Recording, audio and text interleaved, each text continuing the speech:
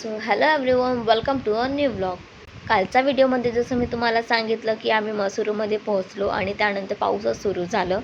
तर याच्यामध्ये आम्ही गेलो हॉटेल वगैरे पाहायला.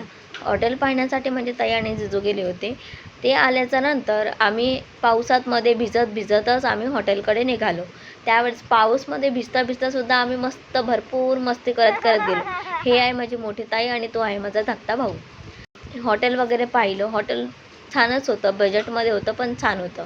त्यानंतर आमचे जेही कपडे ओले झाले होते त्यानंतर आम्ही ते सुकवले वगैरे. असं कपाट होतं त्यावर आम्ही ते सुकवून घेतले. पूर्ण जेही सामान आहे ते पूर्णपणे अरेंज करून घेतलं आणि त्यानंतर पाऊस थांबल्याच्या नंतर मस्त तयारी करून आम्ही गेलो बाहेरला फिरायसाठी. फोटो वगैरे काढले आणि हे जे व्ह्यू आहे हे आमचं हॉटेल व्ह्यू आहे, ही हॉटेलवरून दिसतो. त्यानंतर आम्ही या रस्त्यावरून निघाल्याच्या नंतर तुम्हाला जी ही प्लेस दिसत आहे हा जे रस्ता आहे हा लायब्ररी चौककडे रस्ता आहे. कारण की आम्ही जे हॉटेल घेतलं होतं ते खूप थोडं लांब होतं, त्यामुळे आम्ही लायब्ररी चौकमध्ये घेतो. हा बघू शकता, हा जे सीन दिसतोय काल मी तुम्हाला पाऊसचं जे धुकेचं जे तुम्हाला दाखवलं, हा आता ऑलरेडी पूर्ण क्लिअर झालेला आहे. इथे तुम्हाला काल धुके दिसत होते, पूर्ण पांढरं दिसत होतं.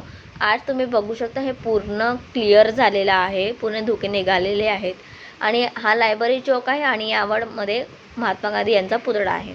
सकाळपासून काही खाल्लं नव्हतं, त्या कारणामुळे आम्ही ऑर्डर केली होती आलू पराठा आणि त्याच्यासोबत जे होतं ते अचार लोणचं.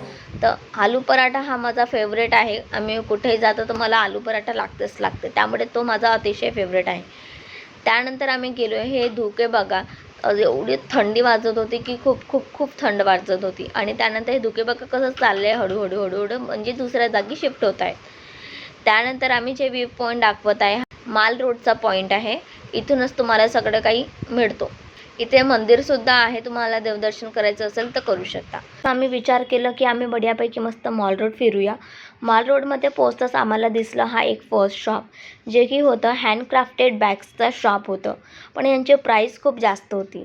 आणि हा कॉन्सला बघून तर मला पावसाळा आठवतो आणि पावसाळा माझा फेवरेट सीझन.